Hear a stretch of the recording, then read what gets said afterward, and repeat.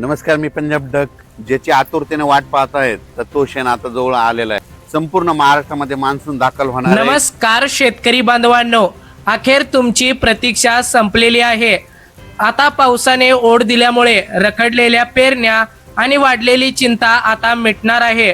महाराष्ट्रातील तब्बल 10 ते 12 जिल्ह्यांमध्ये पुढील काही तासात धुवाधार आणि मुसळधार पावसाची शक्यता वर्तवण्यात आलेली आहे. प्रसिद्ध हवामान अभ्यासक पंजाबराव डक यांचा सर्वात मोठा आणि ताजा अंदाज अखेर समोर आलेला आहे. शेतकरी मित्रांनो, पंजाबराव डक यांच्या अंदाजानुसार 22 जून पासून राज्यात मान्सून पुन्हा एकदा जोरदार सक्रिय होणार आहे. हा पाऊस पूर्व विदर्भाकडून सुरू होऊन संपूर्ण महाराष्ट्र व्यापणार आहे. यामध्ये प्रामुख्याने वर्धा, नागपूर, भंडारा, गोंदिया, चंद्रपूर, यवतमाळ आणि अमरावती या जिल्ह्यांमध्ये सर्वात आधी पावसाचा जोरदार तडाखा बसेल. त्यापाठोपाठ पश्चिम विदर्भ, मराठवाडा, पश्चिम महाराष्ट्र आणि उत्तर महाराष्ट्र 23 ते 30 जून दरम्यान सर्वदूर पेरणीयोग्य आणि मुसळधार पाऊस पडणार आहे. प्रसिद्ध हवामान अभ्यासक पंजाबराव डक यांनी शेतकऱ्यांना एक अत्यंत महत्त्वाचा सल्ला दिलाय.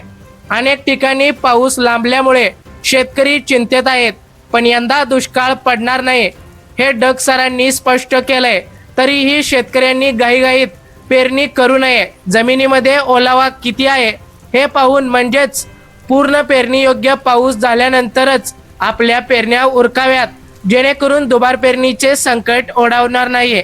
तर शेतकरी मित्रांनो, 25 ते 30 जून दरम्यान संपूर्ण महाराष्ट्रात रखडलेल्या पेरण्या मार्गी लागतील.